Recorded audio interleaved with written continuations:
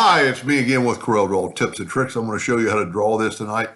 And I've said it in a bunch of videos. I don't think you're ever going to draw this, but it might give you some hints on some tools and some situations and problems. So we're just going to draw this. First of all, I'm going to start off with a four-sided polygon, or six, it doesn't matter as long as it's even. And I'm going to hit P. And then I'm going to make it a three-sided. So that is in the center of the page. And if we bring in indexing lines, you can see, and I've said it many times, where Corel thinks it is up here, but it's really right here. We're going to go ahead and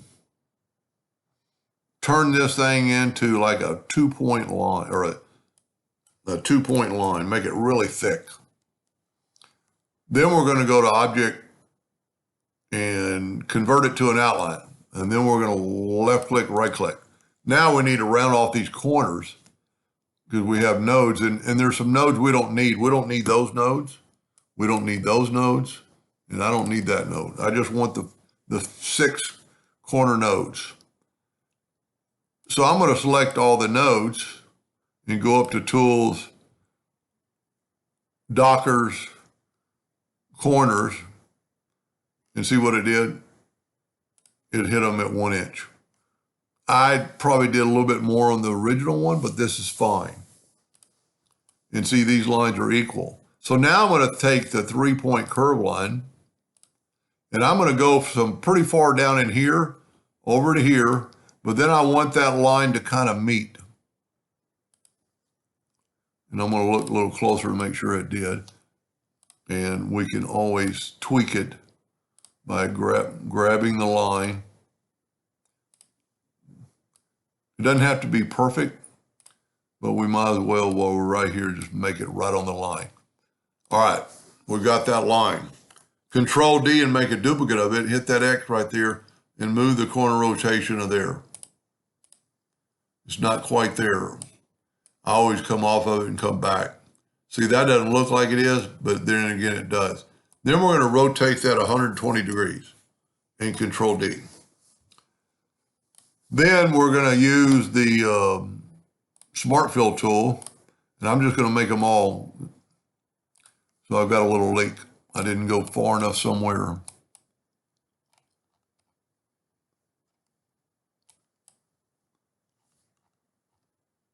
That's a little disappointing.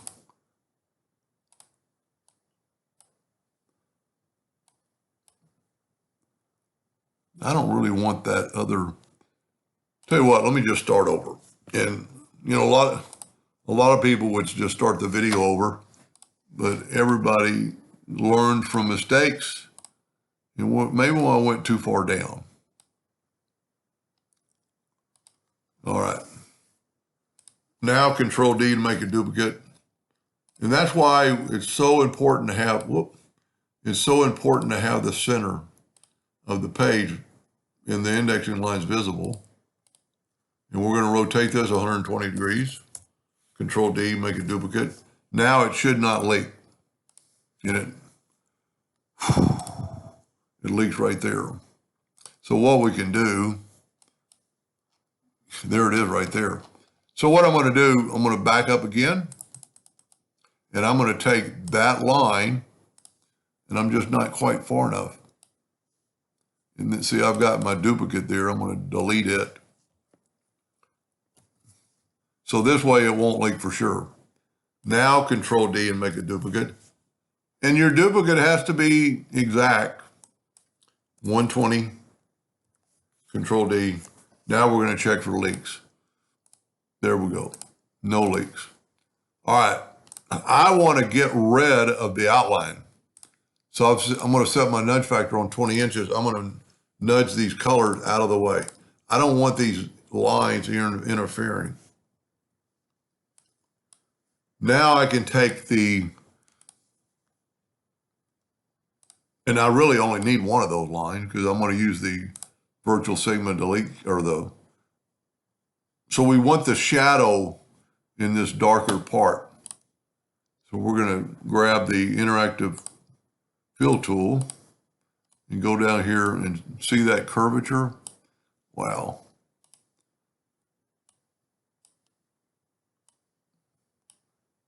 For some reason, my curve doesn't look as much as I'd want it. And then I'm going to lower that. So really, I don't even need those other two because I'm going to nudge them out of the way because I'm going to use this copy. So Control D and make a duplicate. And that's why I said I could have just filled in one of those a while ago. 120 degrees. Control D. And probably the real reason I decided to make the video is because you can't do what I normally do with this group together. But I'm going to group it together for just a second, Control G. And then I'm going to Control D and duplicate it, and then I'm going to mirror it upside down. Now, hold down the Control button after you start moving it and try to get it equal distances of white space. So we're going to go a little bit more. A little bit more. There we go. That's pretty good. Now, I can change this. I have to ungroup it. I can change the color of this with the interactive fill tool. I'm going to go a dark blue this time and see what happens. Okay, evidently it was still grouped together. No, it shouldn't be. Maybe I just grabbed the wrong one. Tell you what, I'm just going to use that blue. There we go. Then grab that one. Use that same blue. Grab this one. Use that same blue. Now we've got them separated because it won't work if this is all together. I'm going to get rid of my indexing lines because this is, you know, a pretty good trick because we're going to, if you look, this is over, under, over, under. Your box that you make needs to not touch, but needs to have some open ends. So I'm going to select that. Let me move this out of the way. Select that and then shift select the blue. Wow, it's tied to that. Oh, I must have had that selected. And then I'm going to go intersect. And then I'm going to nudge that over. I'm going to take that same box. So this one's over. This one's going to be over. This one will be under. So I need to take my box, turn it sideways. I just don't want, it's got to encompass it all, but you don't want to go too far into something. Like right there. So now I'm going to shift select that and intersect. Now I have that shape. And then basically what I'm doing is just moving it over here, shift select this part and intersect. So we have these 4 items. Now I do need to group this together. So I'm going to shift select all 3 of them, Control G to group it.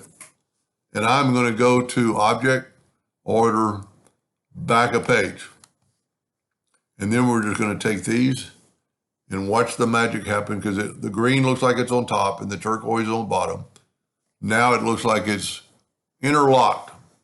And you could still do a lot with this even more. I still like my first one probably better. It looks a little thicker, not quite as big, but it made it easier to forget the box in there. And if you always take the black box look, wow. Okay, the reason that is because I created those later, so I need to take the black box now and go order back a page. So now it looks good. Anyway, I hope that helped just a little bit. Thank you for watching.